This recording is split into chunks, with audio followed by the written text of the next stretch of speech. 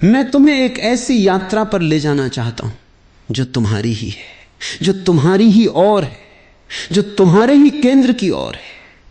तुमने पूछा है चैतन्य कैसे बने, और यह प्रश्न ही तुम्हारी पहली सीढ़ी है। यह प्रश्न ही तुम्हारे भीतर की प्यास है, तुम्हारी मुक्ति की पहली किरण है। यह प्रश्न संसार के हजारों लाखों प्रश्नों से भिन्न है, क्योंकि यह प्रश्न स्वयं के होने से जुड़ा है, स्वयं को जानने से जुड़ा है, उस सत्य को जानने से जुड़ा है जो सब जानने के पीछे है।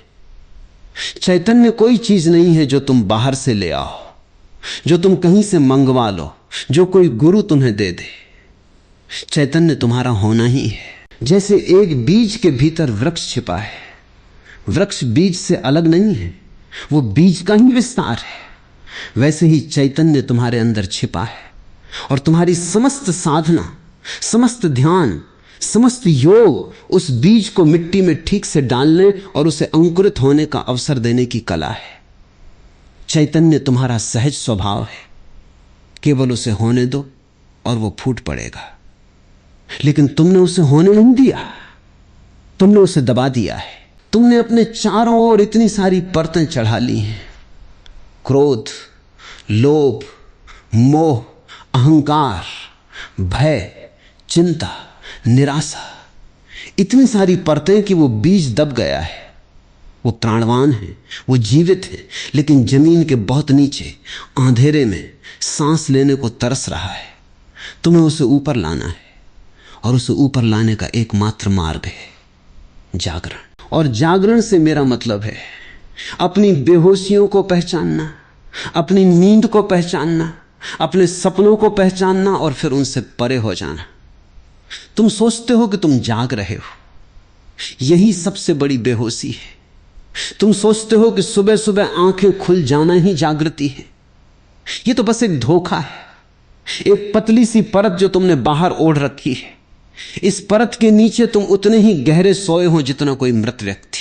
सुबह तुम उठते हो और कहते हो कि मैं जाग गया, लेकिन तुमने कभी सोचा है कि रात को जब तुम स्वप्न देखते हो तब भी तुम सोचते हो कि तुम जाग रहे हो? जब तुम स्वप्न में होते हो तब तुम्हें कोई संदेह नहीं होता कि स्वप्न सत्य है, जब तक कि तुम सुबह नहीं उठ जाते। स्वप्न की स्थिति में भी तुम जागने का भ्रम पालते हो। इसी प्रकार जिसे तुम जागृत कहते हो वो भी एक बड़ा स्वप्न है, एक सामूहिक स्वप्न जिसे हम संसार, हम समाज, हम व्यवहार कहते हैं। यह भी उतना ही झूठा है जितने रात के स्वप्न। फर्क सिर्फ इतना है कि रात का स्वप्न निजी होता है और दिन का स्वप्न सामूहिक होता है।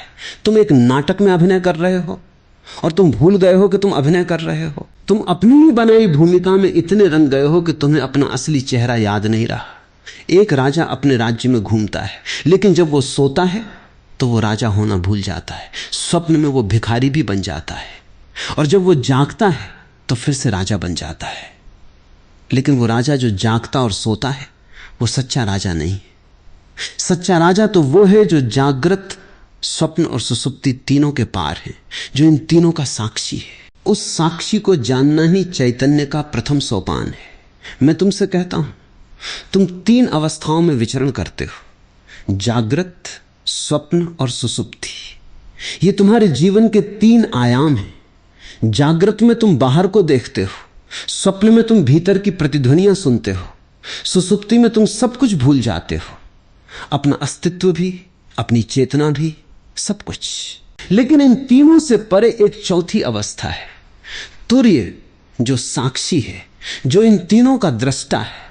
वो दृष्टा ही तुम हो, और जब तुम उस दृष्टा को पहचान लेते हो तो तुम चैतन्य हो जाते हो। चैतन्य का अर्थ है दृष्टा बन जाना, साक्षी बन जाना, उस परम जागृति को प्राप्त कर लेना जो कभी नहीं सोती, जो कभी नहीं भूलती, जो कभी नहीं डूबती। लेकिन तुम इस चौथी अवस्था को कैसे पाओगे? इसके लिए तुम्हें पहली तीन अवस्थाओं को पूरी तरह गहराई से, पृथक पृथक रूप से जानना होगा। जैसे एक वैज्ञानिक किसी घटना का अध्ययन करने से पहले उसे पृथक करता है, उसके सभी पहलुओं को अलग अलग जांचता है, वैसे ही तुम्हें भी अपनी इन तीनों अवस्थाओं को पृथक पृथक देखना होगा, उनका विश्लेषण करना होगा, उनकी सीमाओं को जानना होगा, उनके स्वरूप को समझना होगा। जब तुम ये पृथक दर्शन कर लोगे तो अचानक, बिना किसी प्रयास के, तुम चौथे में प्रविष्ट हो जाओगे। क्योंकि जब तुम जान लोगे कि मैं ये नहीं हूं, मैं वो नहीं हूं, तब मैं कौन हूं का बोध स्वयं स्फूर्त हो उठता है। जागृत अवस्था, इसे समझो। तुम अपनी आंखें खोलते हो और तुम्हें बाहर का संसार दिखाई देता है, पेड़, पहाड़, आकाश, लोग, रंग, आवाजें। लेकिन क्या तुम कभी इस जागृत अवस्था में भी अपने आप को देख पाए हो? तुम सब कुछ देखते हो, दूसरे के चेहरे पर झुर्रियां, उसके कपड़ों का रंग, उसकी बातों का लहजा, लेकिन जो देख रहा है उसे नहीं देख पाते। वो दृष्टा तुम्हारी दृष्टि से ओझल है। तुम आईने में अपना चेहरा देख सकते हो, लेकिन जो आईने में देख रहा है उसे तुम नहीं देख सकते। तुम अपने हाथ को देख सकते हो, लेकिन जो हाथ को देख रहा है उसे नहीं। यह जागृत अवस्था अधूरी है, आधी जागृति है, क्योंकि बाहर का जगत तो प्रकाशित है, लेकिन भीतर का जगत अंधेरे में पड़ा है। जिसे हम जागृत कहते हैं वो वास्तव में एक प्रकार का स्वप्न ही है, जिसमें तुम बाहर को तो देखते हो, लेकिन अपने स्वयं के सत्य से अनभिज्ञ हो। अब स्वप्न अवस्था, इसे देखो। रात को जब तुम सोते हो तो एक और संसार उत्पन्न हो जाता है। तुम्हारे भीतर की वासनाएं, तुम्हारी आकांक्षाएं, तुम्हारे दबे हुए भाव, तुम्हारी अधूरी इच्छाएं, वे सब एक नया जगत रच देती हैं जो स्पष्ट, जीवंत और यथार्थ प्रतीत होता है। लेकिन वहां भी तुम दृष्टा नहीं हो, तुम स्वप्न के साथ एक हो जाते हो। जब तुम सपने में दौड़ते हो तो तुम सचमुच दौड़ते हो। जब तुम सपने में रोते हो तो तुम सचमुच रोते हो। जब तुम सपने में किसी से लड़ते हो तो तुम सचमुच लड़ते हो। तुम और स्वप्न के बीच कोई दूरी नहीं है, तुम स्वप्न हो गए हो। यह स्थिति जागृत से भी अधिक भ्रामक है, क्योंकि इसमें तो बाहर का जगत भी नहीं, सिर्फ छायाएं, सिर्फ प्रतिबिंब, सिर्फ तुम्हारे मन की रचनाएं। और तीसरी अवस्था सुसुप्ति, गहरी नींद। यहां तो सब कुछ लुप्त हो जाता है, न कोई बाहर, न कोई भीतर, न कोई वस्तु, न कोई प्रतिबिंब, न कोई सुख, न कोई दुख, न कोई ज्ञान, न कोई अज्ञान। एक गहन अंधकार, एक अभाव, एक शून्यता, जहां तुम होते हुए भी नहीं हो, क्योंकि तुम्हें अपने होने का कोई बोध नहीं है। यह एक गहरी बेहोशी है, एक ऐसी बेहोशी जिसमें तुम विश्राम करते हो, लेकिन उस विश्राम का कोई साक्षी नहीं है। सुबह जब तुम उठते हो तो तुम कहते हो कि मुझे अच्छी नींद आई, लेकिन ये नींद कैसी थी इसका कोई अनुभव तुम्हारे पास नहीं है। तुम तो बेहोश थे, तुम वहां थे ही नहीं। तुम केवल परिणाम को जानते हो, ताजगी, आराम, लेकिन उस अवस्था को नहीं जानते जिससे यह परिणाम आया। इन तीनों अवस्थाओं को जब तुम अलग अलग, स्पष्ट, निर्विकार, निरपेक्ष रूप से देख लेते हो, तब तुम्हें एक चौथाई सत्य का आभास होता है कि इन तीनों के पार, इन तीनों से सर्वथा भिन्न कोई है जो इन्हें देख रहा है, जो इन्हें जान रहा है, जो इन्हें अनुभव कर रहा है। वो जो जागृत में जागता है वही स्वप्न में स्वप्न देखता है, वही सुसुप्ति में सोता है, लेकिन वो कभी नहीं जागता, कभी नहीं स्वप्न, कभी नहीं स्वप्न देखता। वो सदा जागा हुआ है, सदा चैतन्य है, सदा साक्षी है। उस साक्षी को पहचानना ही चैतन्य है। लेकिन तुम कहोगे ये सब तो सिद्धांत हैं, व्यवहार में कैसे लाऊं? मैं तुम्हें व्यवहार का मार्ग बताता हूं, सरल किंतु कठिन, सीधा किंतु दुर्लभ। पहला कदम, जागृत अवस्था में जागने का प्रयास करो। इसका मतलब है तुम जो कुछ भी कर रहे हो, जो कुछ भी देख रहे हो, जो कुछ भी सोच रहे हो, उस सब के साथ एक गहरा स्मरण रखो कि तुम उससे अलग हो, कि तुम उसके साक्षी हो, कि तुम वो नहीं हो जो कर रहा है। ये बहुत सरल लगता है लेकिन बहुत कठिन है, क्योंकि तुमने अपने को कर्मों, विचारों, भावनाओं से इतना तादात्म्य कर लिया है कि मैं और मेरा कर्म के बीच कोई अंतर नहीं रहा। तुम चल रहे हो तो तुम सोचते हो मैं चल रहा हूं, तुम खा रहे हो तो सोचते हो मैं खा रहा हूं, तुम क्रोधित हो रहे हो तो सोचते हो मैं क्रोधित हूं।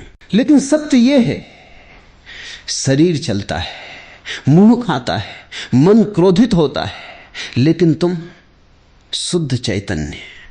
तो इन सब का साक्षी हो। जैसे एक सिनेमा देखने वाला पर्दे पर चलती तस्वीरों से स्वयं को अलग रखता है, वो जानता है कि ये सब प्रक्षेपण है, वो ये नहीं है। वैसे ही तुम्हें अपने जीवन के इस नाटक को देखना है, उसमें अभिनेता नहीं बनना है। ये पहला प्रयोग है। तुम चल रहे हो तो भीतर एक छोटी सी आवाज कहती रहे, मैं नहीं चल रहा, शरीर चल रहा है, मैं तो बस देख रहा हूं। तुम खा रहे हो तो कहो, मैं नहीं खा रहा, मुंह खा रहा है, मैं तो साक्षी हूं। तुम क्रोध में आ रहे हो तो क्षण भर रुको, सांस लो और कहो, क्रोध आ रहा है, लेकिन मैं क्रोध नहीं हूं, मैं तो उसे होते हुए देख रहा हूं। धीरे धीरे, बार बार, निरंतर ये साक्षी भाव तुम्हारे भीतर दृढ़ होने लगता है। और जब तुम इसे दृढ़ कर लेते हो, तब तुम्हें पहली बार अपने जीवन में एक अजब सी शांति, एक अजब सी निर्लिप्तता, एक अजब सी स्पष्टता का अनुभव होता है। लेकिन यह पहला चरण है, जागृत में साक्षी बनना। जब तुम इसमें थोड़े सफल हो जाते हो तो दूसरा चरण आता है, स्वप्न में साक्षी बनना। यह अधिक कठिन है, क्योंकि स्वप्न तो बेहोशी में होता है। लेकिन अगर तुम जागृत में निरंतर साक्षी बने रहने का अभ्यास करते हो तो यह अभ्यास इतना गहरा हो जाता है कि वो स्वप्न में भी प्रवेश कर जाता है। तुम सो रहे हो, स्वप्न आ रहा है, और अचानक जैसे बिजली कौंधी तुम्हें भीतर से एक आवाज सुनाई देती है, यह स्वप्न है, मैं स्वप्न नहीं हूं। और जैसे ही यह आवाज आती है, स्वप्न टूट जाता है। वो दृश्य, वो कथा, वो भाव सब विलीन हो जाता है, और तुम एक ऐसी अवस्था में आ जाते हो जहां स्वप्न नहीं है, बाहर का जगत भी नहीं है, और न ही तुम्हारी चेतना सोई हुई है। तुम जागे हुए हो, लेकिन किसी जगत में नहीं। यह स्वप्न का साक्षी बनना एक महान क्रांति है, क्योंकि जब स्वप्न टूटता है तो तुम पहली बार अपनी शुद्ध चेतना का अनुभव करते हो, बिना किसी आवरण के, बिना किसी विक्षेप के। यह एक चमत्कार है। एक क्षण में स्वप्न समाप्त हो जाता है और तुम अपने होने के केंद्र में खड़े हो जाते हो। लेकिन इस क्षण को पकड़ कर रखना, और जब स्वप्न टूटे तो घबराना नहीं, आंखें नहीं खोलनी, बस उस शून्यता में, उस खालीपन में, उस अस्तित्वहीनता में डूबे रहना। वहां से तुम्हारी यात्रा शुरू होती है। और फिर तीसरा चरण, सुसुप्ति में साक्षी बनना। यह सबसे कठिन है, क्योंकि यहां तो कोई दृश्य ही नहीं है, कोई विकल्प ही नहीं है, कोई हलचल ही नहीं है, सिर्फ एक गहन अंधकार, एक बेहोशी का सागर है।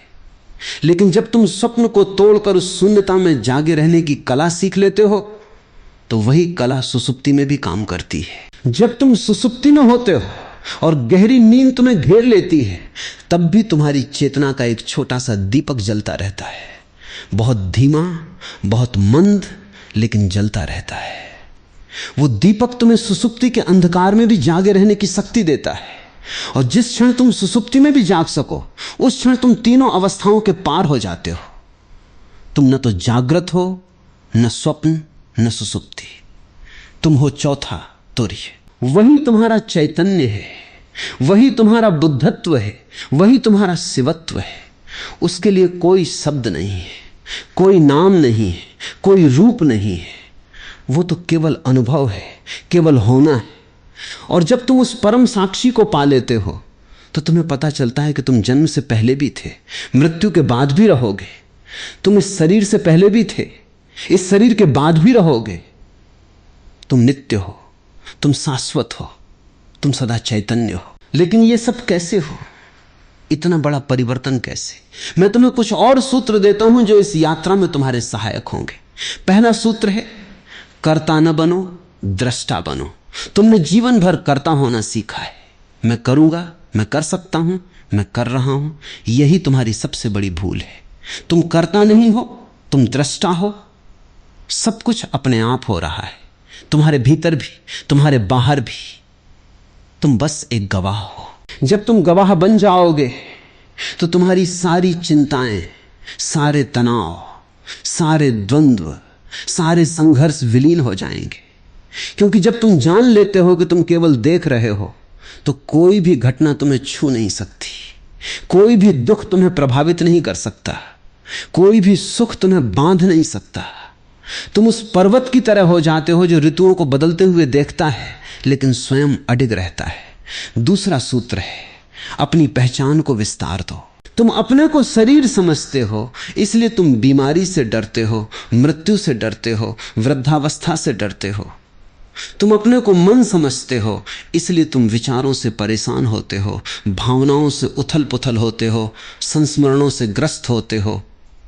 तुम अपने को ये सब समझते हो, लेकिन तुम ये नहीं हो। तुम तो उस विशाल आकाश की तरह हो जिसमें बादल आते जाते हैं। तुम उस बादल की तरह नहीं हो जो आता है और चला जाता है। अपनी पहचान को शरीर और मन से हटाकर उस शुद्ध चेतना में स्थापित करो जो इन सब का साक्षी है। यह पहचान का परिवर्तन ही चैतन्य का आधार है। तीसरा सूत्र है, क्षणिकता को समझो। जो भी है बदल रहा है। शरीर बदलता है, विचार बदलते हैं, भावनाएं बदलती हैं, संबंध बदलते हैं, युग बदलते हैं, सब कुछ प्रवाहमय है। केवल तुम जो साक्षी हो बदलते नहीं। तुम वो नित्य, वो शाश्वत, वो अचल हो। जब तुम इस क्षणिकता को गहराई से समझ लेते हो तो तुम किसी से आसक्त नहीं होते, किसी से प्रतिकूल नहीं होते। तुम जैसे जैसे हो वैसे वैसे स्वीकार कर लेते हो। यह स्वीकृति ही जागृति है, यह स्वीकृति ही चैतन्य है। और चौथा सूत्र है, वर्तमान में जियो। तुम या तो भूत की यादों में जीते हो या भविष्य की कल्पनाओं में। भूत तो मर चुका है, भविष्य अभी पैदा नहीं हुआ। तुम दोनों के बीच एक अंतराल में, एक छोटी सी संधि में जी रहे हो जिसे अभी कहते हैं। लेकिन तुम उस अभी को पकड़ते नहीं। तुम या तो उसे भूत के बोझ से दबा देते हो या भविष्य के सपनों में उड़ा देते हो। चैतन्य का अर्थ है इस अभी में पूर्णतः उपस्थित होना, इस वर्तमान क्षण में अपनी समग्र चेतना के साथ डूब जाना। जब तुम वर्तमान में पूर्ण होते हो तो उसमें कोई चिंता नहीं होती, कोई पछतावा नहीं होता, कोई आकांक्षा नहीं होती। केवल शुद्ध होना, केवल शुद्ध चैतन्य। अब इन सूत्रों को समझने के बाद तुम्हारे मन में एक प्रश्न उठेगा, यह सब अच्छा है, लेकिन जब क्रोध आता है, जब लोभ आता है, जब भय आता है, तो यह सब भूल जाता है। तब तो मैं वही हो जाता हूं, क्रोधी, लोभी, भयभीत। ये ठीक है, यही तुम्हारी समस्या है। लेकिन इस समस्या का समाधान यह नहीं है कि तुम क्रोध, लोभ, भय से लड़ो। लड़ने से तो वे और दृढ़ होते हैं। समाधान यह है, जब वे आए तो उन्हें देखो, साक्षी बनो, बिना किसी निर्णय के, बिना किसी दोषारोपण के, बिना किसी संघर्ष के। जब क्रोध आए तो अपने भीतर उसे महसूस करो। शरीर में कंपन, श्वास की गति, मन में विचार, मुंह से निकलने वाले शब्द, इन सब को एक निरपेक्ष दृष्टा की तरह देखो। और अचानक तुम पाओगे क्रोध तो है, लेकिन तुम क्रोध नहीं हो। तुम तो केवल एक दर्शक हो जो क्रोध के नाटक को देख रहा है। और उस दर्शक की उपस्थिति में क्रोध अपनी तीव्रता खोने लगता है, क्योंकि वो तुम्हारी पहचान से ईंधन नहीं पा रहा। धीरे धीरे क्रोध की जगह शांति, लोभ की जगह संतोष, भय की जगह निर्भयता आ जाती है। ये अपने आप होता है, तुम्हें कुछ करना नहीं पड़ता, बस देखना होता है। ये देखने की कला ही ध्यान है। ध्यान का मतलब किसी मंत्र का जाप नहीं है, किसी प्रतिमा का पूजन नहीं है, किसी आसन का अभ्यास नहीं है। ध्यान का मतलब है बिना किसी विकल्प के, बिना किसी राग द्वेष के, बिना किसी स्वीकृति अस्वीकृति के, जो है उसे वैसा ही देखना। यह देखना ही चैतन्य का द्वार है। और जब तुम इस द्वार से प्रवेश करते हो तो तुम पाते हो कि तुम्हारी यह यात्रा अकेली नहीं है। हर पल, हर क्षण, हर घटना इस यात्रा में तुम्हारी सहायक है। तुम्हारे दुश्मन भी तुम्हारे मित्र बन जाते हैं, तुम्हारी बाधाएं भी तुम्हारी सीढ़ियां बन जाती हैं, तुम्हारी असफलताएं भी तुम्हारी सफलताओं की आधार बन जाती हैं। लेकिन ये सब एक साथ एक पल में नहीं होता। ये एक क्रमिक प्रक्रिया है, एक बीज से वृक्ष बनने की तरह, एक अंधेरी रात से सूर्योदय की तरह, एक शिशु से युवा होने की तरह। तुम्हें धैर्य चाहिए, तुम्हें निरंतरता चाहिए, तुम्हें समर्पण चाहिए, और सबसे बढ़कर तुम्हें प्रेम चाहिए अपने प्रति, अपनी इस यात्रा के प्रति, उस परम सत्य के प्रति जो इस यात्रा के अंत में तुम्हारी प्रतीक्षा कर रहा है। ये मत सोचो कि ये यात्रा कठिन है, ये तो सरलतम है, क्योंकि ये तुम्हारी अपनी ओर है। बाहर की यात्रा कठिन है, बाहर कितनी ही दिशाएं, कितने ही रास्ते, कितनी ही बाधाएं, लेकिन भीतर की यात्रा तो एक ही सीधी रेखा है, क्योंकि वहां न कोई दिशा है, न कोई रास्ता है, न कोई बाधा है। वहां तो केवल तुम हो, तुम्हारा होना है, तुम्हारा चैतन्य है। तुम बस उस होने को पहचान लो और सब कुछ अपने आप हो जाता है। मैं तुम्हें एक कथा सुनाता हूं। एक राजा था, बहुत विद्वान, बहुत शक्तिशाली, बहुत धनी, लेकिन वो बहुत उदास था। उसे किसी भी चीज में आनंद नहीं आता था। वो अपने सभी विद्वानों, सभी ऋषियों, सभी गुरुओं के पास गया, लेकिन किसी ने उसकी उदासी को दूर नहीं किया। आखिर में एक साधु उसके राज्य में आया।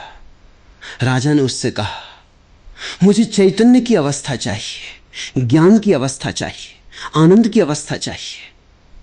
आप मुझे बताएं कि मैं क्या करूं। साधु ने राजा को एक खाली कमरे में ले जाकर बैठाया और कहा, यहां बैठो, बस बैठो, कुछ मत करो, कुछ मत सोचो, बस अपने श्वास को देखो, आती जाती हुई, आती जाती हुई, और जो भी विचार आए उन्हें आने दो, जाने दो, बस देखो, लिप्त मत हो। राजा ने 1 घंटा बैठकर देखा, फिर 2 घंटे, फिर 4 घंटे। उसे बहुत उबाऊ लग रहा था, उसका मन बहुत भाग रहा था, बहुत सारे विचार आ रहे थे, राज्य की चिंताएं, परिवार की बातें, मंत्रियों की साजिशें, दुश्मनों की चालें। लेकिन उसने साधु की बात मानी, देखता रहा, लिप्त नहीं हुआ। 6 घंटे बाद अचानक उसके भीतर एक अजीब शांति आई। विचारों ने गति खो दी, जैसे नदी की धारा मंद पड़ गई हो। वो देखता रहा और धीरे धीरे विचार विरल हो गए, फिर कभी कभार ही आए, फिर कुछ देर के लिए पूरी तरह रुक गए। उस पल में उसने महसूस किया जैसे वो सब कुछ भूल गया हो, जैसे वो स्वयं भूल गया हो, लेकिन एक चेतना थी, शुद्ध, निर्विकार, जो इस शून्यता को जान रही थी। उसने आंखें खोली और साधु से कहा, यह क्या हुआ? मैं पहली बार कुछ अनुभव कर रहा हूं जो मेरे सारे ज्ञान, सारी शक्ति, सारी संपत्ति से अधिक मूल्यवान है। साधु ने कहा, यही चैतन्य है, यही तुम खोज रहे थे। यह तुम्हारे भीतर हमेशा से था, लेकिन तुमने विचारों, भावनाओं, भयों, आकांक्षाओं के बादलों को इतना घना कर लिया था कि यह सूरज दिखाई नहीं देता था। जैसे ही तुमने बादलों को जाने दिया, सूरज प्रकट हो गया। तुम्हारा भी ऐसा ही है। तुम चैतन्य हो, लेकिन तुमने अपने चारों ओर कितनी ही परतें चढ़ा ली हैं। तुम जितनी परतें हटाओगे, उतना ही तुम्हारा चैतन्य निर्मल निर्मल निर्मल होता जाएगा। और जब सब परतें हट जाएं, तब तुम शुद्ध चैतन्य हो, बिना किसी आवरण के, बिना किसी आकार के, बिना किसी सीमा के, बिना किसी नाम के। लेकिन एक बात और समझ लो, चैतन्य कोई वस्तु नहीं है जो तुम पाओ और फिर उसे खो सको। चैतन्य तुम्हारा स्वभाव है, तुम्हारी प्रकृति है, तुम्हारा होना है। तुम उसे पा नहीं सकते, तुम उसे खो भी नहीं सकते। तुम केवल उसे पहचान सकते हो या नहीं पहचान सकते। जैसे एक आदमी अंधेरे कमरे में बैठा है, वहां एक दिया जल रहा है, लेकिन उसने उसे देखा नहीं, उसकी ओर ध्यान नहीं दिया। तुम जब उससे कहते हो दिया जला हुआ है, तो वो कहता है, नहीं, मुझे तो अंधेरा ही दिखता है। लेकिन जब वो दिए की ओर देखता है, तो अचानक अंधेरा नहीं रहता। क्या दिया अब जला है या पहले भी जला था? वो तो पहले से जला था, बस उसने देखा नहीं था। चैतन्य भी ऐसा ही है, वो तुम्हारे भीतर सदा जला हुआ है, बस तुमने ध्यान नहीं दिया। जैसे ही ध्यान दिया, चैतन्य प्रकट हो जाता है। तो चैतन्य बनने का अर्थ है अपनी ओर ध्यान देना, अपने भीतर की उस ज्योति को देखना जो कभी नहीं बुझती, जो कभी नहीं डूबती, जो सदा जलती रहती है। और जब तुम इस ज्योति को देख लेते हो, तो तुम्हारा जीवन बदल जाता है। तुम वो नहीं रहते जो पहले थे, तुम एक नए आयाम में प्रविष्ट हो जाते हो। पहले तुम दुखी थे, अब आनंदित हो। पहले तुम भयभीत थे, अब निर्भय हो। पहले तुम आसक्त थे, अब निर्लिप्त हो। पहले तुम अज्ञानी थे, अब ज्ञानी हो। यह परिवर्तन अचानक नहीं, धीरे धीरे, लेकिन निश्चित, अपरिहार्य, अनिवार्य होता है। इसलिए साधक ये यात्रा शुरू करो। ये यात्रा किसी बाहरी गंतव्य की नहीं है, ये तुम्हारे अपने होने की ओर है, तुम्हारे अपने भीतर के अज्ञात की ओर है, उस परम सत्य की ओर है जो सब जगह है, लेकिन जो सबसे पहले तुम्हारे भीतर है। जागृत, स्वप्न, सुसुप्ति, इन तीनों को पृथक पृथक जानो और तुर्य। चौथा, स्वयं प्रकट हो जाएगा। यही शिव का उपदेश है, यही बुद्ध का संदेश है, यही महावीर का घोष है, यही सभी ज्ञानियों का गूढ़ रहस्य है। अब मैं तुमसे कुछ और गहराई से कहना चाहता हूं। तुम जिसे चैतन्य कहते हो वो कोई अवस्था नहीं है, वो तुम्हारा स्वरूप है। अवस्थाएं आती जाती, सुख आता है, जाता है, दुख आता है, जाता है, ज्ञान आता है, जाता है, अज्ञान आता है, जाता है, यहां तक कि ध्यान की अवस्थाएं भी आती जाती हैं। गहरी शांति, अत्यंत प्रकाश, अपार आनंद, ये सब भी आते जाते हैं। लेकिन जो इन सब को देखता है वो कभी नहीं आता, कभी नहीं जाता। वो सदा है, वो शाश्वत है, वो अमर है। तुम उसे चैतन्य कह सकते हो, तुम उसे साक्षी कह सकते हो, तुम उसे आत्मा कह सकते हो, तुम उसे परमात्मा कह सकते हो। शब्द बदलते हैं लेकिन उस अवर्णनीय सत्य की ओर संकेत करते हैं। यह सत्य तुम्हारी सबसे गहरी पहचान है। जब तुम कहते हो मैं हूं, तो उस हूं में जो चेतना है वही चैतन्य है। उस हूं के पीछे जो कोई है वही तुम हो। नाम नहीं, रूप नहीं, कर्म नहीं, संबंध नहीं, बस शुद्ध होना, बस शुद्ध चेतना।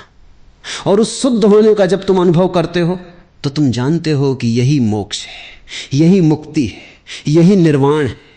यह कोई जगह नहीं है जहां तुम जाते हो, यह तुम्हारा अपना केंद्र है जहां तुम वापस लौटते हो। तुम कभी उससे अलग थे ही नहीं, तुमने बस उसे भूल रखा था। जैसे एक राजकुमार अपना राज्य भूल गया हो और एक भिखारी की तरह जी रहा हो। उसे राज्य वापस पाने के लिए कहीं जाना नहीं है, बस अपनी भूल को पहचानना है। यही स्थिति तुम्हारी है। तुम राजा हो लेकिन भिखारी की तरह जी रहे हो। तुम चैतन्य हो लेकिन बेहोशी की तरह जी रहे हो। बस पहचान लो और सब ठीक हो जाता है। कुछ लोग पूछते हैं चैतन्य होने का क्या प्रमाण है? कैसे पता चले कि हम चैतन्य हो गए हैं? इसका कोई प्रमाण नहीं है, क्योंकि प्रमाण तो दूसरे के लिए होते हैं और चैतन्य तो तुम्हारा अपना अनुभव है। जैसे तुम्हें अपनी भूख का प्रमाण किसी को देना नहीं पड़ता, तुम खुद जानते हो कि भूख लगी है। वैसे ही चैतन्य का अनुभव करना एक आंतरिक घटना है, एक अनुभूति है जो किसी बाहरी परीक्षण से परे है। जब तुम चैतन्य हो जाते हो तो तुम्हारी सारी जीवन दृष्टि बदल जाती है। तुम दूसरों को भी अलग नजरों से देखने लगते हो, तुम संसार को अलग नजरों से देखने लगते हो, तुम अपने आप को अलग नजरों से देखने लगते हो। इस परिवर्तन को कोई नकार नहीं सकता। जब तुम चैतन्य होते हो तो तुम्हारी उपस्थिति में ही एक शांति, एक स्नेह, एक आनंद का प्रसार होता है जो दूसरों को भी महसूस होता है, भले ही वे उसे शब्दों में न बांध सकें। बुद्ध के पास बैठे लोग कहते थे हम नहीं जानते कि बुद्ध क्या हैं, लेकिन उनके पास बैठने से हमें एक अजीब शांति मिलती है, एक अनजान आनंद मिलता है। यही चैतन्य का प्रभाव है। यह स्वयं में स्पष्ट नहीं, लेकिन दूसरों के अनुभव में परोक्ष रूप से प्रकट होता है। और अंत में एक बात और, चैतन्य कोई उपलब्धि नहीं है, कोई योग्यता नहीं है, कोई पुरस्कार नहीं है जो तुम्हें किसी उच्च शक्ति द्वारा मिलता है। चैतन्य तो तुम्हारी सबसे स्वाभाविक अवस्था है। जैसे मछली के लिए पानी, पक्षी के लिए आकाश, वृक्ष के लिए मिट्टी, वैसे ही चैतन्य तुम्हारा तत्व है। तुम उसे पाने की कोशिश मत करो, तुम उसे होने दो, उसे प्रकट होने दो, उसे खिलने दो। जैसे एक कली अपने आप खिलती है बिना किसी जोर जबरदस्ती के, बिना किसी संघर्ष के, वैसे ही तुम्हारा चैतन्य अपने आप खिलता है जब तुम उसे मिट्टी, सूर्योदय, वर्षा, परिवेश सब अनुकूल बना देते हो। और वो अनुकूलता क्या है? वो है तुम्हारा जागरण, तुम्हारी सजगता, तुम्हारी साक्षीता, बस इतना ही। और जीवन अपने आप अपनी गति से, अपनी दिशा में, अपनी सुंदरता में, अपने अर्थ में, अपने आनंद में बहने लगता है। सुनो प्रिय साधक, तुम ये सब समझ सकते हो, तुम इसे बढ़ सकते हो, तुम इसे दोहरा सकते हो, लेकिन जब तक तुम इसे जियोगे नहीं, जब तक तुम इसे अनुभव करोगे नहीं, तब तक ये सब बेकार है। सिर्फ शब्द, सिर्फ सिद्धांत, सिर्फ एक और बौद्धिक व्यायाम। मैं तुमसे ये नहीं कहता कि तुम मेरी बातों पर विश्वास करो, मैं तो तुमसे कहता हूं इसे आजमाओ, इसे जियो, इसे अनुभव करो। जब तुम इसे जीते हो तभी तुम इसे जानते हो, और वो जानना अंतिम है, उसके पार कुछ नहीं है, वही परम सत्य है। इसलिए चैतन्य बनने के लिए किसी विशेष दिन की प्रतीक्षा मत करो, किसी विशेष स्थान की प्रतीक्षा मत करो, किसी विशेष गुरु की प्रतीक्षा मत करो। अभी इसी क्षण जहां हो वहीं से शुरू करो। यही क्षण है, यही स्थान है। तुम ही गुरु हो और तुम ही शिष्य हो। अपनी आंखों को खोलो, अपने भीतर की आंखों को खोलो और देखो, तुम पहले से ही वो हो जो तुम बनना चाहते हो। तुम पहले से ही चैतन्य हो, बस उसे पहचान लो। और ये पहचान कैसे होगी? इसके लिए मैं तुम्हें एक सरल प्रयोग बताता हूं। प्रतिदिन किसी भी समय जब तुम अकेले हो, एक आरामदायक स्थिति में बैठो, अपनी आंखें बंद करो और अपने भीतर एक प्रश्न को गूंजने दो। कौन जानता है? कौन जानता है कि मैं बैठा हूं? कौन जानता है कि मैं सांस ले रहा हूं? कौन जानता है कि मेरे मन में विचार आ रहे हैं? इस प्रश्न का उत्तर शब्दों में मत खोजो, बस इस प्रश्न के साथ रहो और इस प्रश्न को अपने भीतर उतरने दो। धीरे धीरे तुम पाओगे कि सारे विचार शांत हो गए हैं, सारी भावनाएं विलीन हो गई हैं और एक शुद्ध चेतना अवशिष्ट है, जो बिना किसी शब्द के जानती है मैं हूं, और वो मैं हूं ही चैतन्य है। वह मैं हूं ही तुम्हारा परम सत्य है। इस अनुभव को पहचानो, इस अनुभव को बढ़ाओ, इस अनुभव को अपने जीवन के हर पल में ले आओ।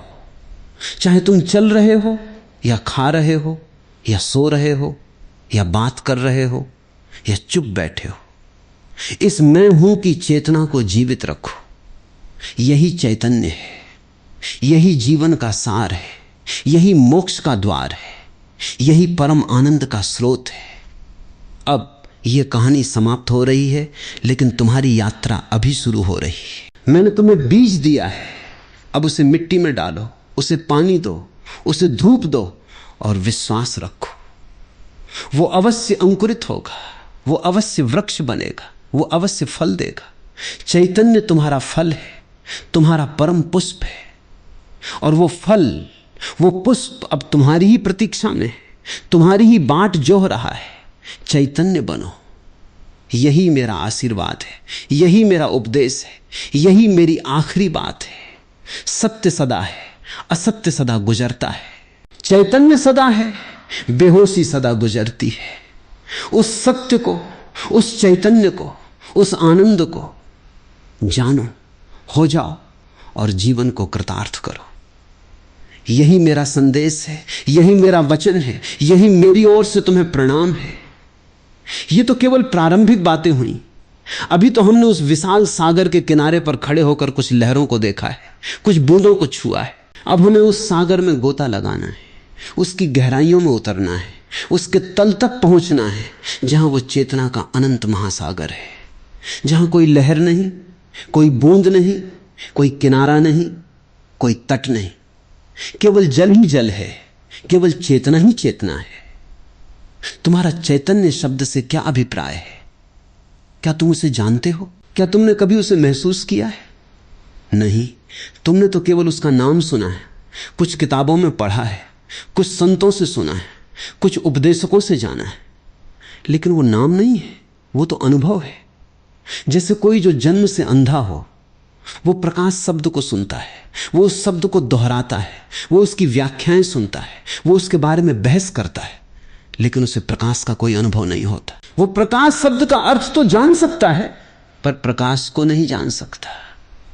इसी प्रकार तुम चैतन्य शब्द को जानते हो, लेकिन चैतन्य को नहीं जानते। और जब तक तुम चैतन्य को नहीं जानोगे, तब तक तुम उसे पा नहीं सकते। तो चैतन्य को जानने का पहला सोपान है उसके विपरीत को पहचानना, उसके अभाव को पहचानना, जिसे हम अचेतन या बेहोशी कहते हैं। तुम अपनी बेहोशी को पहचानो तो चैतन्य अपने आप प्रकट हो जाता है। जिस प्रकार अंधकार को पहचानने से प्रकाश नहीं आता, पर अंधकार की सीमाएं जानने से प्रकाश की अनुभूति होती है।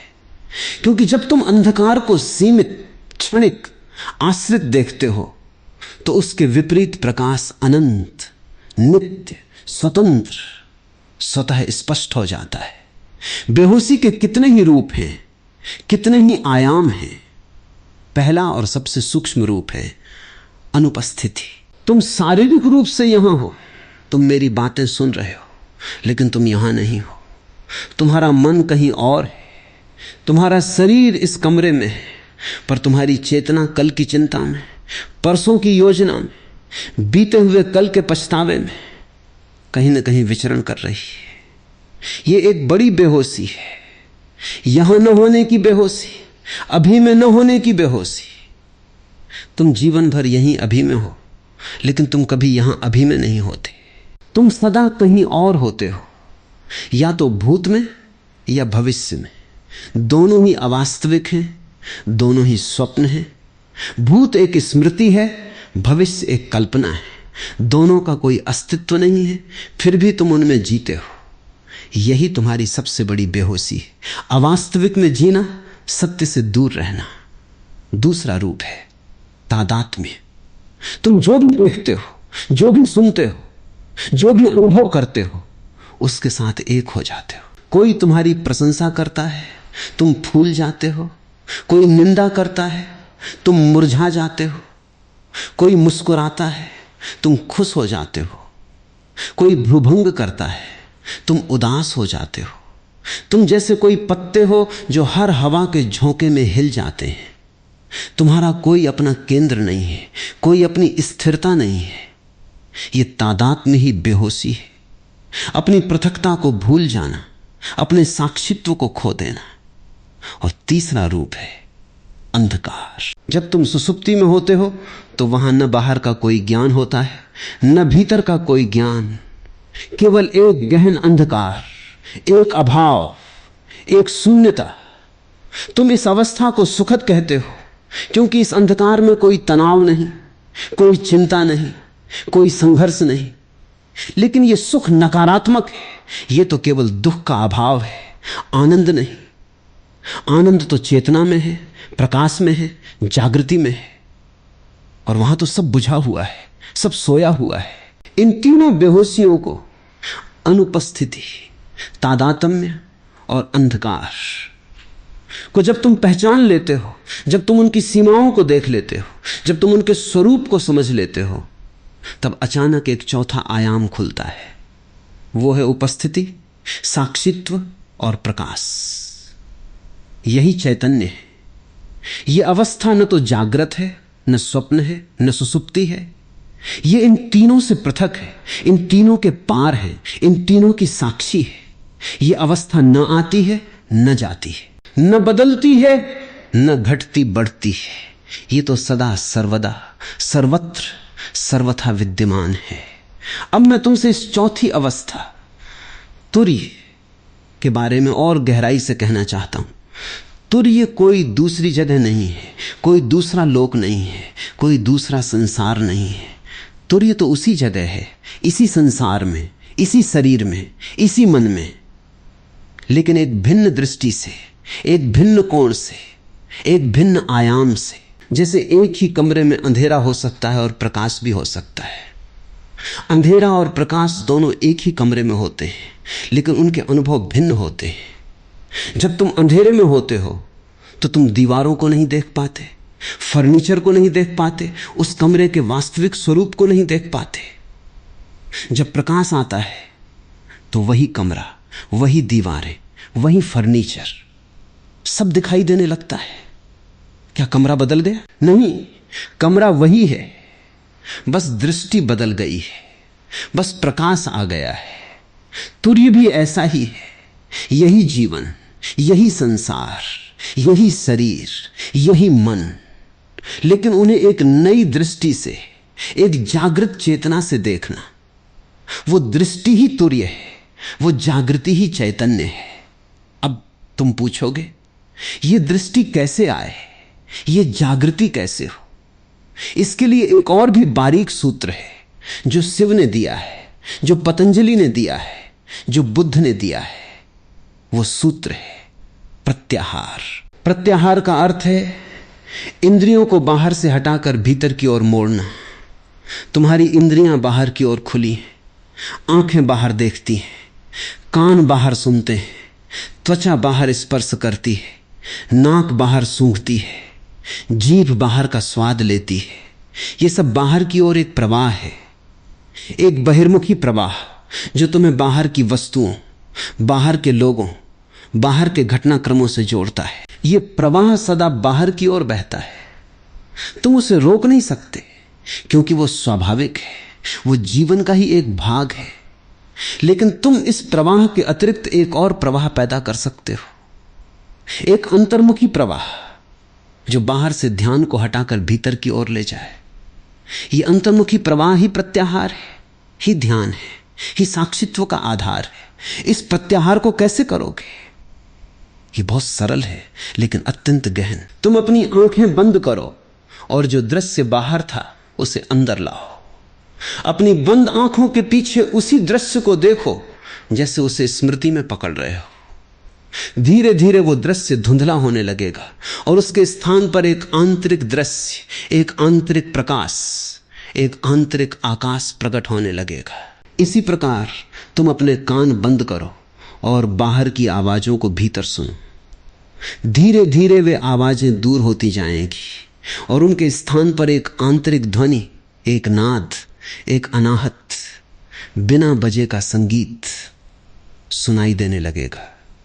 यही अनाहत ही चैतन्य की प्रथम अनुभूति है, जो बिना किसी बाहरी उपकरण के, बिना किसी बाहरी वस्तु के स्वयं में स्वतः सहज में प्रकट हो जाती है। और इस अनाहत को जब तुम गहराई से सुनते हो तो तुम पाते हो। वो कोई ध्वनि नहीं है, वो कोई शब्द नहीं है, वो कोई नाम नहीं है, वो तो केवल एक स्पंदन है, एक कंपन है, एक जीवंत स्पंदन है जो तुम्हारी चेतना का ही रूप है। वो स्पंदन ही तुम्हारा मैं है, तुम्हारा होना है, तुम्हारा चैतन्य है। और जब तुम इस स्पंदन में स्थिर हो जाते हो तो धीरे धीरे तुम्हारी सारी चिंताएं, सारी कल्पनाएं, सारे विकल्प जैसे मिट्टी के घर पानी में घुल जाते हैं, विलीन हो जाते हैं। तुम एक शून्यता को प्राप्त करते हो, एक ऐसी शून्यता जो खाली नहीं है बल्कि परिपूर्ण है, जो अंधकारमय नहीं है बल्कि प्रकाशमान है, जो अचेतन नहीं है बल्कि अतिचेतन है। ये अतिचेतन अवस्था ही तुम्हारा लक्ष्य है, तुम्हारी मंजिल है, तुम्हारा परम ध्येय है। लेकिन यहां मैं तुम्हें सावधान करूं, यह अवस्था कोई स्थिर अवस्था नहीं है, कोई ठहरी हुई झील नहीं है। यह तो एक गतिशील, जीवंत, सजीव प्रवाह है, एक नदी की तरह जो निरंतर बहती है लेकिन कभी किसी किनारे से नहीं टकराती, कभी किसी चट्टान से नहीं रुकती, कभी किसी मोड़ पर नहीं घबराती। वो बस बहती रहती है अपनी सहज गति में, अपने स्वाभाविक प्रवाह में। और जब तुम उस प्रवाह में समाहित हो जाते हो तब तुम जानते हो मैं वो हूं जो सदा बह रहा है, सदा जीवित है, सदा चैतन्य है। अब इस यात्रा में तुम्हें कुछ और बाधाओं का सामना करना पड़ेगा। ये बाधाएं बाहरी नहीं, आंतरिक हैं और इन्हें पहचानना अनिवार्य है। पहली बाधा है अहंकार। अहंकार तुम्हारी सबसे बड़ी बेहोशी है क्योंकि यह तुम्हें सोचने पर मजबूर करता है। मैं विशेष हूं, मैं महत्वपूर्ण हूं, मैं दूसरों से भिन्न हूं। यह अहंकार ही तुम्हें तुम्हारे वास्तविक स्वरूप, शुद्ध चैतन्य से अलग रखता है। जब तुम कहते हो मैं हूं तो इसमें मैं ही अहंकार है और हूं चैतन्य है। अहंकार उस मैं को, उस व्यक्तित्व को, उस नाम रूप गुण कर्म को पकड़ लेता है और उसे सत्य मान लेता है, और उस उस शुद्ध चेतना को भूल जाता है। तुम्हारी साधना है मैं को छोड़ना, हूं को पकड़ना। मैं एक सीमा है, एक बंधन है, एक परिधि है। हूं एक अनंतता है, एक स्वतंत्रता है, एक व्यापकता है। मैं तुम्हारी पहचान है जो दूसरों से तुम्हें अलग करती है। हूं तुम्हारा सत्य है जो सबके साथ तुम्हें एक कर देता है। अहंकार को त्यागो और चैतन्य स्वतः प्रकट हो जाता है। दूसरी बाधा है आसक्ति।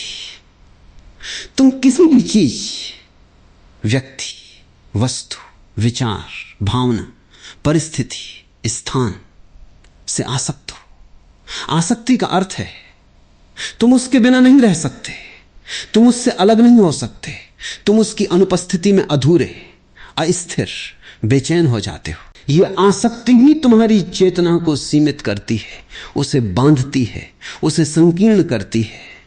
चैतन्य तो स्वभावतः विस्तृत है, अनंत है, असीम है, लेकिन आसक्ति उसे एक बिंदु पर, एक वस्तु पर, एक व्यक्ति पर केंद्रित कर देती है और वो अपनी अनंतता खो देता है। जैसे एक सूर्य की किरण जो सब जगह फैल सकती है, यदि एक छोटे से लेंस से गुजरकर एक बिंदु पर केंद्रित कर दी जाए तो वो आग पैदा कर सकती है, लेकिन वो अपनी स्वाभाविक व्यापकता, अपनी सौम्यता, अपनी सर्वव्यापकता खो देती है। वैसे ही चैतन्य जब आसक्ति के लेंस से गुजरता है तो वो मोह, लोभ, क्रोध, ईर्ष्या सब बन जाता है, लेकिन अपने शुद्ध स्वरूप आनंद, शांति, प्रेम को खो देता है। आसक्ति को त्यागो और चैतन्य अपनी अनंतता में, अपनी व्यापकता में, अपनी सर्वव्यापकता में विस्तृत हो जाता है। तीसरी बाधा है भय। भय तुम्हारी सबसे गहरी, सबसे सूक्ष्म बेहोशी है। तुम मृत्यु से डरते हो, तुम रोग से डरते हो, तुम असफलता से डरते हो, तुम अकेलेपन से डरते हो, तुम अनिश्चितता से डरते हो।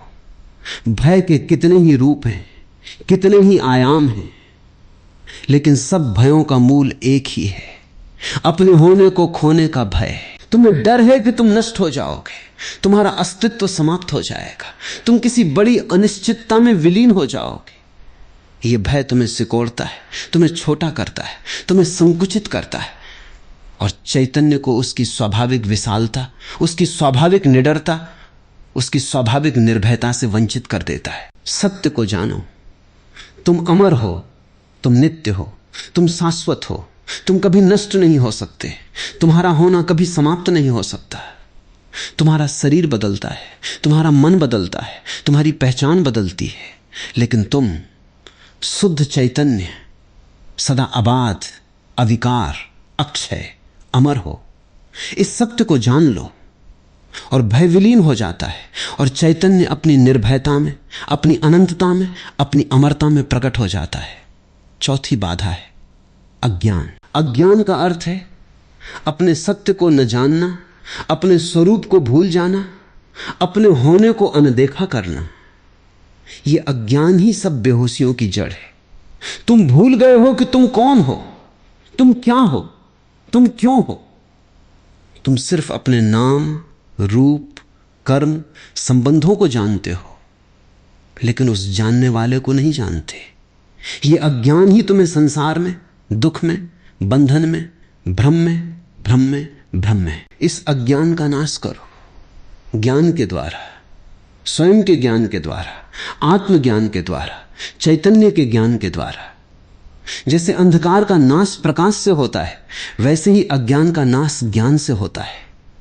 और वो ज्ञान कोई बाहरी ज्ञान नहीं है, कोई पुस्तकीय ज्ञान नहीं है, कोई सैद्धांतिक ज्ञान नहीं है।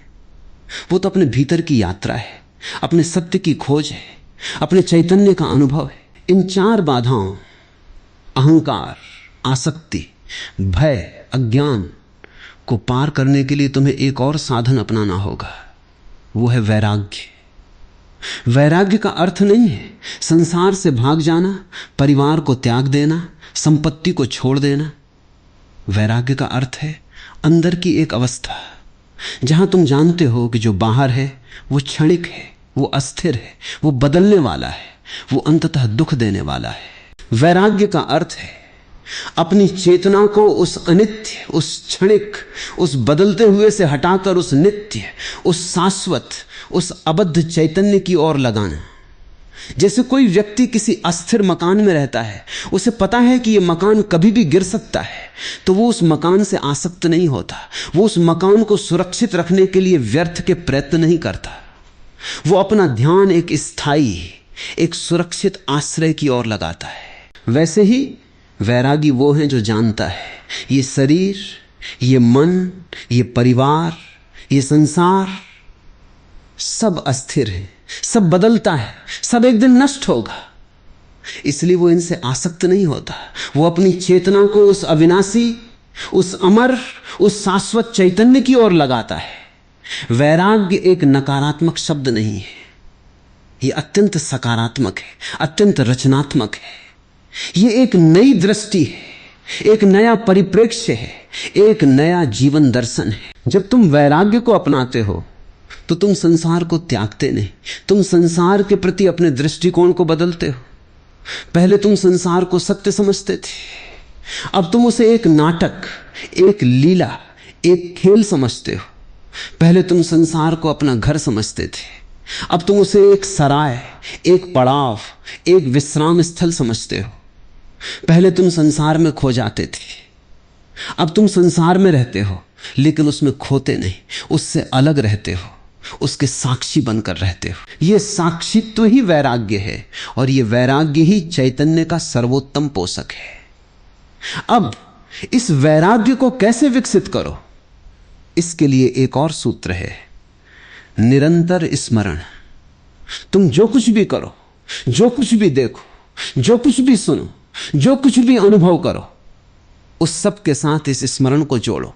यह नित्य नहीं है, यह स्थिर नहीं है, यह बदलेगा, यह जाएगा, यह खत्म होगा। जब तुम खाना खा रहे हो तो स्मरण करो, यह भोजन एक बार है, यह फिर नहीं मिलेगा, इसका आनंद लो, लेकिन इससे चिपको मत। जब तुम किसी से मिल रहे हो तो स्मरण करो, यह मुलाकात क्षणिक है, यह व्यक्ति एक दिन जाएगा, मैं एक दिन जाऊंगा, इस क्षण का आनंद लो, लेकिन इस व्यक्ति से चिपको मत। जब तुम सुख में हो तो स्मरण करो, यह सुख आया है, यह जाएगा भी, इसका अनुभव करो, लेकिन इसके लिए लालायित मत हो। जब तुम दुख में हो तो स्मरण करो, यह दुख आया है, यह जाएगा भी, इसको सहन करो, लेकिन इससे अभिभूत मत हो।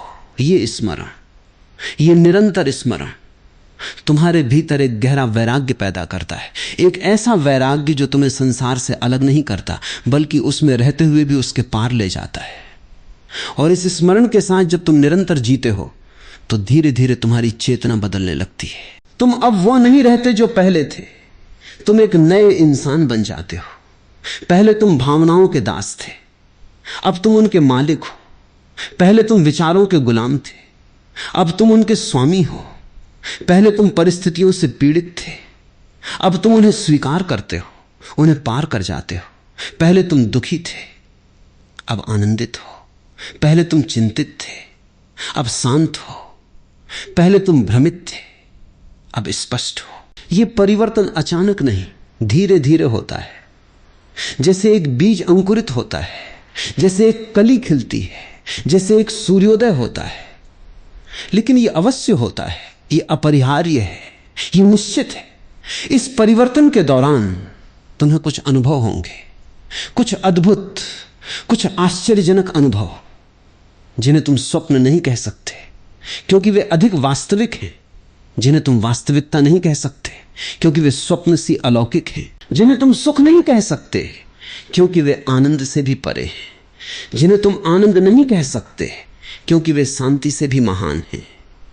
ये अनुभव, अलौकिक अनुभव, तुम्हारी यात्रा के मील के पत्थर हैं। वे संकेत करते हैं कि तुम सही दिशा में जा रहे हो, कि तुम्हारी साधना सफल हो रही है, कि तुम्हारा चैतन्य जाग रहा है, प्रकट हो रहा है, खिल रहा है। लेकिन सावधान, इन अनुभवों में भी मत उलझना, इनमें भी मत अटकना। ये अनुभव मंजिल नहीं है, ये तो रास्ते के दृश्य हैं, ये तो यात्रा के पड़ाव हैं। तुम्हें इन्हें पार करना है, इनसे आगे बढ़ना है, इनके पार जाना है। बहुत से साधक इन अनुभवों में रुक जाते हैं, इन्हीं को परम सत्य समझ लेते हैं और वहीं अटक जाते हैं। वे आगे नहीं बढ़ पाते, वे चैतन्य के शिखर पर नहीं पहुंच पाते। इसलिए इन अनुभवों को आने दो, जाने दो, आनंद लो, लेकिन उनमें न रुको। आगे बढ़ते रहो, निरंतर, अटूट, अविचल, जब तक कि तुम उस परम सत्य तक न पहुंच जाओ जहां कोई अनुभव नहीं, केवल अनुभोक्ता है, जहां कोई अनुभूति नहीं, केवल अनुभूत है, जहां कोई ज्ञान नहीं, केवल ज्ञाता है, जहां कोई सत्य नहीं, केवल सत्य है, और वो सत्य तुम हो। ये सत्य, ये चैतन्य जब तुम पा लेते हो, तब तुम्हारा जीवन एक नए आयाम में प्रवेश करता है। अब तुम निर्णय नहीं करते, तुम बस देखते हो। अब तुम कर्म नहीं करते, तुम बस होते हो। अब तुम संघर्ष नहीं करते, तुम बस समर्पित होते हो। अब तुम बनने का प्रयास नहीं करते, तुम बस बने रहते हो, उसी में, उसी चैतन्य में, उसी आनंद में, उसी शांति में, उसी मुक्ति में। यही मुक्ति है। मुक्ति संसार से नहीं, मुक्ति बंधनों से, मुक्ति दुखों से नहीं, मुक्ति अज्ञान से, मुक्ति मृत्यु से नहीं, मुक्ति जन्म मरण के चक्र से है। और जब तुम इस मुक्ति को प्राप्त कर लेते हो तो तुम जानते हो यही सब कुछ है, इसके आगे कुछ नहीं है, इसके पार कुछ नहीं है, इसके बाहर कुछ नहीं है। अब मैं तुमसे एक और गहरी बात कहूं, ये चैतन्य जो तुम हो, ये न केवल तुम्हारा अपना है, ये सबका है, सब कुछ है, सब जगह है। जब तुम इस चैतन्य को पहचान लेते हो तो तुम पाते हो यही चैतन्य उस पत्थर में है, उस वृक्ष में है, उस नदी में है, उस आकाश में है, उस पशु में है, उस पक्षी में है, उस व्यक्ति में है, उस देवता में है। सब जगह, सब रूपों में, सब अवस्थाओं में, सब स्थितियों में ये एक है, ये अद्वैत है, ये अखंड है, ये अविभाज्य है। और जब तुम इसे सब जगह देखते हो तो तुम्हें किसी से भेद नहीं रहता, किसी से शत्रुता नहीं रहती, किसी से द्वेष नहीं रहता। तुम सबको अपने रूप में, अपने चैतन्य में, अपने आनंद में देखते हो। यही दया है, यही करुणा है, यही प्रेम है, यही मैत्री है, और यही चैतन्य की सर्वोच्च अभिव्यक्ति है। तो प्रिय साधक, तुम्हारी यात्रा अब और स्पष्ट हो गई। तुम जागृत, स्वप्न और सुसुप्ति, इन तीनों को पृथक पृथक जानो, उनके स्वरूप को पहचानो, उनकी सीमाओं को देखो, उनके पार के चौथे तुर्य को प्रत्यक्ष करो। और जब तुम तुर्य को प्रत्यक्ष कर लो तो तुम चैतन्य हो, शुद्ध, निर्मल, निर्विकार, निरंजन, निराकार, निर्गुण, निर्भिमान, निर्वासना, निर्मोह, निर्भय, निर्वेद, निर्वाण। यही मेरा उपदेश है, यही मेरा वचन है, यही मेरी ओर से तुम्हें सत सत प्रणाम है। अब इस वचन को अपने जीवन में उतारो, इस उपदेश को अपने आचरण में लाओ, इस सत्य को अपने अनुभव में जियो। और जब तुम इसे जियोगे तो तुम पाओगे। ये सत्य नया नहीं है, ये तो सदा से तुम्हारा है, सदा तुम्हारे भीतर था, सदा तुम्हारे साथ रहेगा। बस उसे पहचान लो और जीवन को उसके परम शिखर, उसके परम आनंद, उसके परम सत्य की ओर उन्मुक्त कर दो। जाओ अब इसी क्षण से, इसी स्थान से, इसी अवस्था से अपनी यात्रा शुरू करो, चैतन्य की ओर, चैतन्य के लिए, चैतन्य से। यही तुम्हारा मार्ग है, यही तुम्हारा लक्ष्य है, यही तुम्हारा परम ध्येय है। और याद रखो, तुम अकेले नहीं हो, तुम्हारे साथ संपूर्ण ब्रह्मांड की चेतना है, संपूर्ण साधकों की परंपरा है, संपूर्ण ज्ञानियों का आशीर्वाद है। तुम उस महाचेतना के एक अंश हो, उसी के विस्तार हो, उसी के पुत्र हो, उसी के स्वरूप हो। इस एहसास के साथ, इस विश्वास के साथ, इस समर्पण के साथ आगे बढ़ो और चैतन्य बनो। ये वही परम सत्य है वही अनाहत नाद है, वही अखंड चेतना है जो सदा से है, जो सदा रहेगी, जो कभी नहीं बदलती, जो कभी नहीं मिटती, जो कभी नहीं घटती बढ़ती। ये वो बीज मंत्र है जो सारे मंत्रों का मूल है, सारी ध्वनियों का आधार है, सारी चेतना का स्रोत है। जब तुम इस तय को अपने भीतर गूंजने दो तो तुम पाओगे ये कोई बाहरी ध्वनि नहीं है, ये तो तुम्हारी अपनी आंतरिक ध्वनि है, तुम्हारे हृदय की स्पंदन है, तुम्हारी चेतना की लहर है, तुम्हारी आत्मा की अभिव्यक्ति है। ये तय तुम्हारा चैतन्य है, ये तय तुम्हारा सत्य है, ये तय तुम्हारा परम आश्रय है। लेकिन अभी तुम इस तय को नहीं सुन पाते क्योंकि तुम्हारे भीतर इतना शोर है, इतनी चीख पुकार है, इतना कोलाहल है, इतनी हलचल है कि ये सूक्ष्म नाद, ये अनाहत ध्वनि तुम्हें सुनाई नहीं देती। तुम्हारा मन एक बाजार है जहां हर तरह के विचार, भावनाएं, संस्मरण, कल्पनाएं, आकांक्षाएं सब चीख चीख कर अपनी उपस्थिति दर्ज करा रहे हैं। इस कोलाहल में, इस शोरगुल में उस परम मौन, उस अनाहत नाद को सुनना असंभव सा प्रतीत होता है। लेकिन असंभव नहीं है, यह तो केवल कठिन है, यह तो केवल अभ्यास की मांग करता है, यह तो केवल धैर्य और दृढ़ता की अपेक्षा रखता है। इस कोलाहल को शांत करने के लिए, इस मन के बाजार को सूम करने के लिए एक और साधन है जिसे हम प्राणायाम कहते हैं। प्राणायाम केवल श्वास का व्यायाम नहीं है, यह तो प्राण, जीवन ऊर्जा को नियंत्रित करने की कला है। और जब प्राण नियंत्रित होता है तो मन नियंत्रित होता है। जब प्राण स्थिर होता है तो मन स्थिर होता है। जब प्राण शांत होता है तो मन शांत होता है। मन और प्राण, ये दोनों एक ही सिक्के के दो पहलू हैं, एक ही वृक्ष की दो शाखाएं हैं, एक ही नदी की दो धाराएं हैं।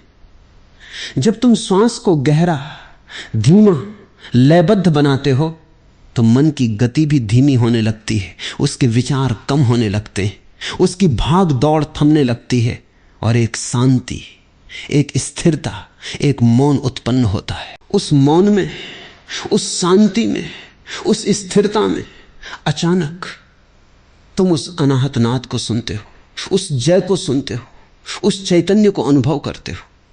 इस प्राणायाम का अभ्यास करो, सरल, सहज, नियमित। प्रतिदिन सुबह शाम कुछ मिनटों के लिए एक शांत स्थान पर बैठो, अपनी पीठ सीधी रखो, अपनी आंखें बंद करो और अपनी श्वास पर ध्यान दो। श्वास को बाहर छोड़ो, धीरे धीरे, गहराई से, पूरी तरह, और फिर श्वास को अंदर लो, धीरे धीरे, गहराई से, पूरी तरह। श्वास की इस गति को, इस लय को, इस प्रवाह को देखो, बिना किसी दबाव के, बिना किसी प्रयास के, बस एक साक्षी की तरह। जब विचार आए तो उन्हें आने दो, जाने दो, लेकिन अपना ध्यान श्वास पर बनाए रखो। धीरे धीरे श्वास गहरी होगी, शांत होगी, लयबद्ध होगी, और उसी अनुपात में मन शांत होगा, स्थिर होगा, मौन होगा। उस मौन में, बस उस मौन में तुम्हारा चैतन्य जागेगा, जीवित होगा, प्रकट होगा। लेकिन ध्यान रखो, प्राणायाम केवल एक साधन है, अंत नहीं। कुछ लोग प्राणायाम को ही सब कुछ समझ लेते हैं, उसी में रुक जाते हैं और समझते हैं कि उन्होंने सब पा लिया। लेकिन प्राणायाम तो केवल द्वार है, घर नहीं, केवल सीढ़ी है, मंजिल नहीं, केवल नाव है, पार नहीं। तुम्हें प्राणायाम को पार करना है, उससे आगे जाना है, उसके पार उस चैतन्य को पहुंचना है जो प्राणायाम से भी परे है, जो श्वास से भी परे है, जो शरीर से भी परे है, जो मन से भी परे है। जब तुम प्राणायाम के द्वारा श्वास और मन को शांत कर लेते हो तो उस शांति में, उस परम शांति में तुम साक्षी बन जाते हो, और वो साक्षित्व ही चैतन्य है। ये साक्षित्व, ये चैतन्य जब एक बार प्रकट होता है तो वो निरंतर बढ़ता रहता है, विस्तार पाता रहता है, गहराता रहता है। जैसे एक छोटी सी आग जलती है और हवा के झोंकों से वो बड़ी होती जाती है, फैलती जाती है, सारे जंगल को अपनी चपेट में ले लेती है। वैसे ही ये चैतन्य एक बार जागने पर तुम्हारे संपूर्ण अस्तित्व को अपनी चपेट में ले लेता है। तुम्हारी सोच को, तुम्हारी भावना को, तुम्हारे कर्म को, तुम्हारे स्वप्न को, तुम्हारी सुसुप्ति को, सबको अपने प्रकाश से भर देता है। और तब तुम्हारा जीवन एक निरंतर जागरण बन जाता है। चाहे तुम जागो, चाहे सो, चाहे खाओ, चाहे पियो, चाहे चलो, चाहे बैठो, तुम उस जागरण में, उस चैतन्य में, उस प्रकाश में डूबे रहते हो। इस जागरण को, इस चैतन्य को जब तुम अपने जीवन के हर पल में ले आते हो, तब तुम्हारे कर्मों का स्वभाव बदल जाता है। अब तुम कर्म तो करते हो, लेकिन कर्मों से आसक्त नहीं होते। अब तुम संसार में रहते हो, लेकिन संसार में लिप्त नहीं होते। अब तुम संबंध बनाते हो, लेकिन संबंधों में बंधते नहीं हो। अब तुम जीवन का आनंद लेते हो, लेकिन जीवन में उलझते नहीं हो। यही स्थित प्रज्ञ की अवस्था है, जिसके बारे में कृष्ण ने अर्जुन को बताया था। प्रजहाति यदा कामान सर्वान पार्थ मनोगतान आत्मन्येवात्मना तुष्टः स्थित प्रज्ञस्तदोच्यते। अर्थात जब मनुष्य सभी कामनाओं, सभी आकांक्षाओं, सभी इच्छाओं को त्याग कर अपने आत्मा में ही, अपने चैतन्य में ही, अपने सत्य में ही संतुष्ट हो जाता है, तब वो स्थित प्रज्ञ कहलाता है। तब वो ज्ञानी, तब वो बुद्ध, तब वो महावीर, तब वो चैतन्य है। इस स्थित प्रज्ञता को, इस अवस्था को प्राप्त करने के लिए तुम्हें एक और गहन साधना करनी होगी। वो है ध्यान। ध्यान केवल बैठकर आंखें बंद करने का नाम नहीं है। ध्यान तो जीवन जीने की एक कला है, एक विधि है, एक दृष्टि है, एक अवस्था है। ध्यान का अर्थ है हर कर्म में, हर स्थिति में, हर घटना में, हर क्षण में सजग रहना, सचेत रहना, साक्षी रहना। ध्यान का अर्थ है कर्म करते समय कर्म में पूर्ण होना, लेकिन कर्म से पृथक रहना। ध्यान का अर्थ है बिना किसी लक्ष्य के, बिना किसी फल की आकांक्षा के, बिना किसी परिणाम की चिंता के कर्म को करना और उस कर्म को भगवान को अर्पित कर देना। जब तुम ध्यान के इस आयाम में जीते हो, तो तुम्हारा हर कर्म एक पूजा बन जाता है, तुम्हारा हर पल एक प्रार्थना बन जाता है, तुम्हारा हर दिन एक तीर्थ यात्रा बन जाता है। और उस पूजा, उस प्रार्थना, उस तीर्थ यात्रा के माध्यम से तुम चैतन्य के निकट पहुंचते हो, उसमें विलीन होते हो, उसके साथ एक हो जाते हो। इस ध्यान के अभ्यास में तुम्हें कुछ कठिनाइयां आएंगी, कुछ बाधाएं, कुछ विघ्न, कुछ चुनौतियां। पहली कठिनाई होगी आलस्य। तुम्हारा मन आलसी है, तुम्हारा शरीर आलसी है, तुम्हारी संपूर्ण संरचना आलसी है। तुम सजग होने के बजाय निष्क्रिय होना चाहते हो, तुम सचेत होने के बजाय बेहोश रहना चाहते हो, तुम साक्षी होने के बजाय तंद्रा में डूबे रहना चाहते हो। यह आलस्य तुम्हारी चैतन्य यात्रा की सबसे बड़ी बाधा है। यह तुम्हें रोकता है, यह तुम्हें विलंबित करता है, यह तुम्हें निरुत्साहित करता है, यह तुम्हें स्थिर कर देता है। इस आलस्य को जीतने के लिए तुम्हें दृढ़ संकल्प चाहिए, अटूट निश्चय चाहिए, अडिग इच्छा चाहिए। चाहे कुछ भी हो, चाहे कितनी भी कठिनाई हो, चाहे कितना भी समय लगे, मैं चैतन्य बनूंगा, मैं जागूंगा, मैं साक्षी बनूंगा, मैं परम सत्य को प्राप्त करूंगा। ये संकल्प, ये निश्चय, ये इच्छा तुम्हारे भीतर आग लगा दे, जो तुम्हारे आलस्य को, तुम्हारी तंद्रा को, तुम्हारी बेहोशी को भस्म कर दे। दूसरी कठिनाई होगी उद्वेग। तुम्हारा मन अत्यंत चंचल है, अस्थिर है, बेचैन है। वो एक पल भी स्थिर नहीं रह सकता, वो एक क्षण भी शांत नहीं रह सकता, वो एक सेकंड भी मौन नहीं रह सकता। ये उद्वेग, ये चंचलता तुम्हें ध्यान में, चैतन्य में, साक्षित्व में स्थिर नहीं होने देती। तुम बैठते हो ध्यान करने और मन कहता है ये तो बहुत उबाऊ है, क्यों ना उठकर कुछ और करूं, क्यों ना किसी से बात करूं, क्यों ना कुछ खा पी लूं, क्यों ना कहीं घूम आऊं। ये मन तुम्हें हर बहाने से, हर तरकीब से, हर चाल से ध्यान से हटाने की कोशिश करता है, साक्षित्व से भगाने की कोशिश करता है, चैतन्य से दूर रखने की कोशिश करता है। इस उद्वेग को, इस चंचलता को, इस बेचैनी को तुम्हें पहचानना होगा, स्वीकार करना होगा, और फिर उसे बिना दबाए, बिना रोके, बिना संघर्ष किए बस उसे देखना है, बस उसे साक्षी भाव से देखना है, बस उसे होने देना है, बिना उसमें उलझे। जैसे एक माँ अपने बच्चे को खेलते हुए देखती है, बिना उसमें हस्तक्षेप किए, बिना उसे रोके, बिना उसे बदलने की कोशिश किए, वैसे ही तुम अपने मन की चंचलता को देखो, उसे होने दो, उसमें खो मत जाओ। और धीरे धीरे वो चंचलता, वो उद्वेग, वो बेचैनी अपने आप शांत हो जाएगी, और उस शांति में चैतन्य का सूर्योदय होगा। तीसरी कठिनाई होगी संशय। तुम्हारे भीतर संदेह है, संशय है, अविश्वास है। तुम नहीं जानते कि यह ध्यान काम करेगा या नहीं, तुम नहीं जानते कि यह चैतन्य सच है या कल्पना, तुम नहीं जानते कि यह साक्षित्व संभव है या असंभव, तुम नहीं जानते कि तुम पहुंच पाओगे या नहीं।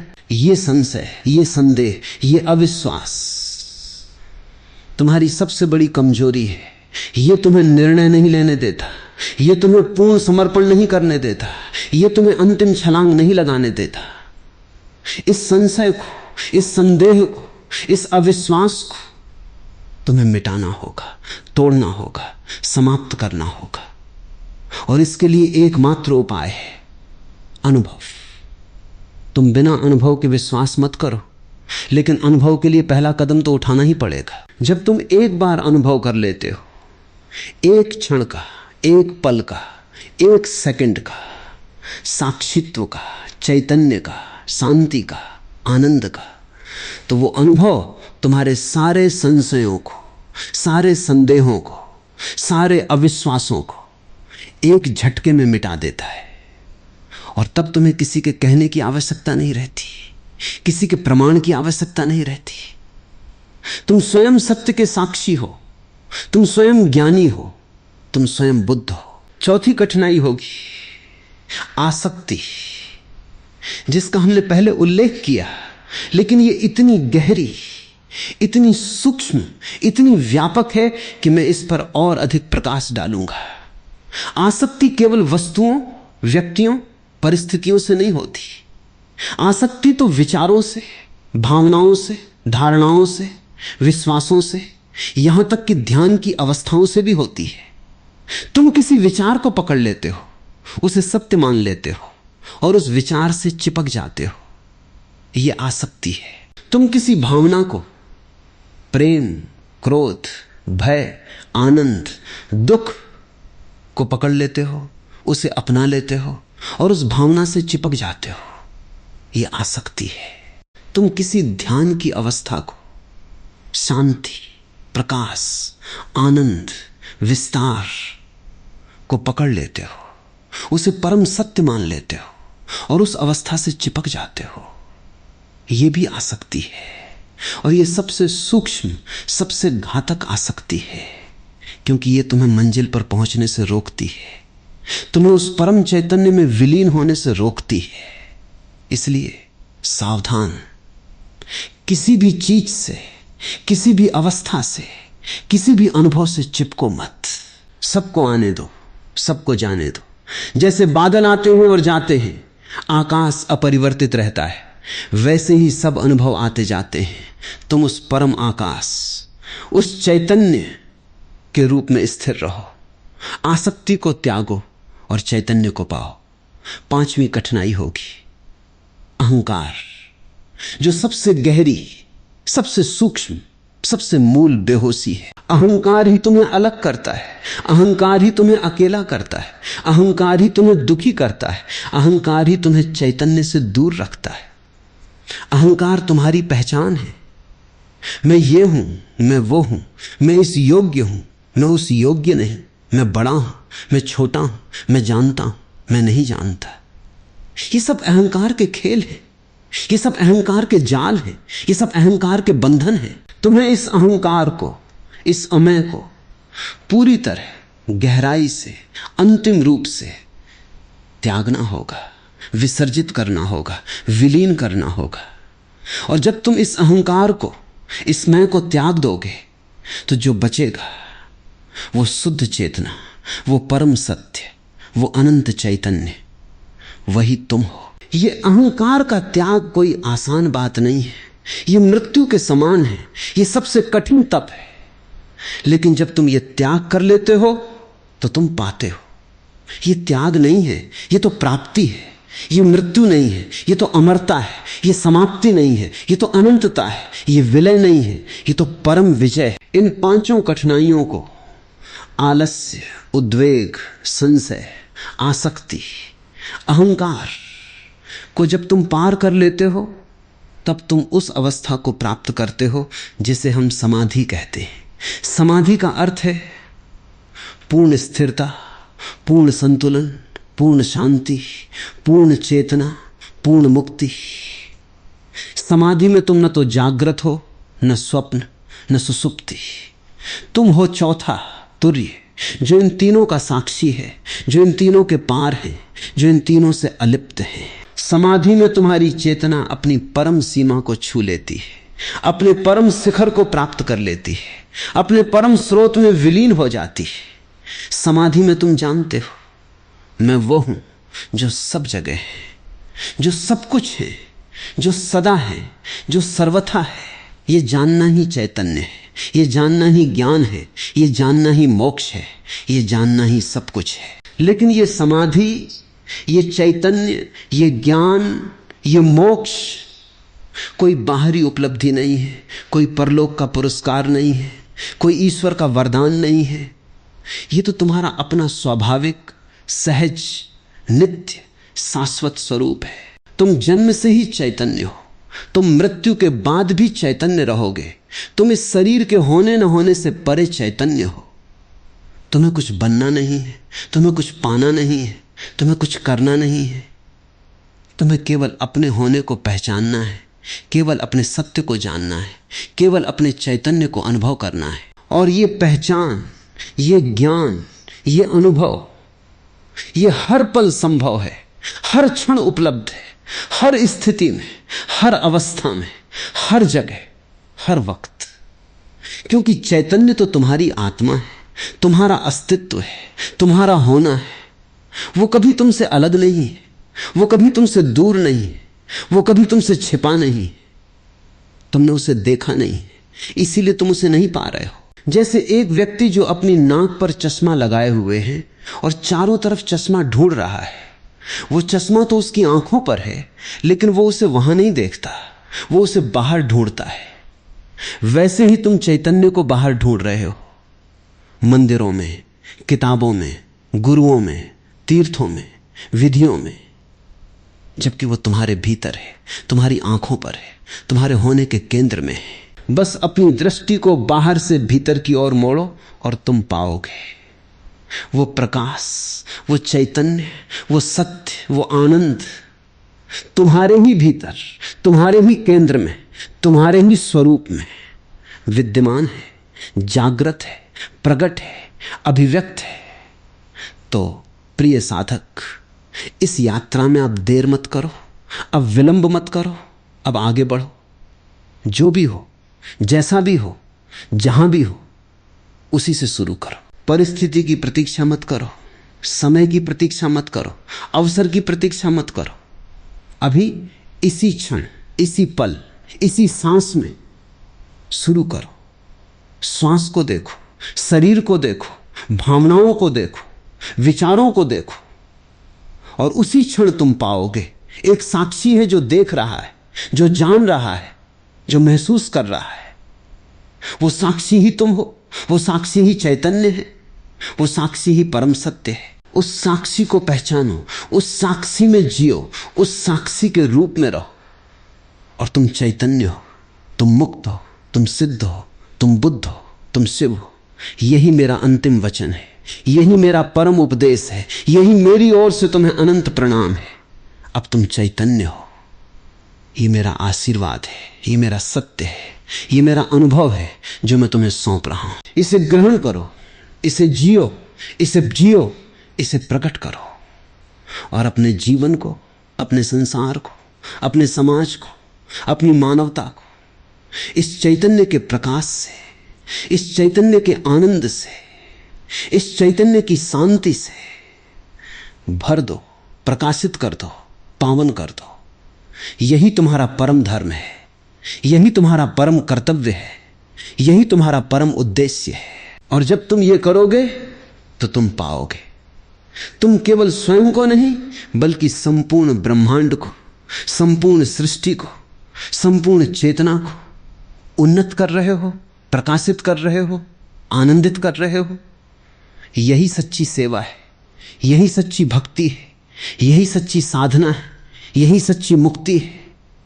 अब विदा, लेकिन ये विदा नहीं, ये तो मिलन है, ये अंत नहीं, ये तो आरंभ है, ये समाप्ति नहीं, ये तो अनंतता का पहला कदम है। जाओ, चैतन्य बनो, चैतन्य जियो, चैतन्य रहो और सदा सदा के लिए, सर्वदा सर्वदा के लिए, अनंत अनंत काल तक चैतन्य में, चैतन्य के साथ, चैतन्य के रूप में आनंदित रहो, शांत रहो, मुक्त रहो, सिद्ध रहो। जानती जानती जानती।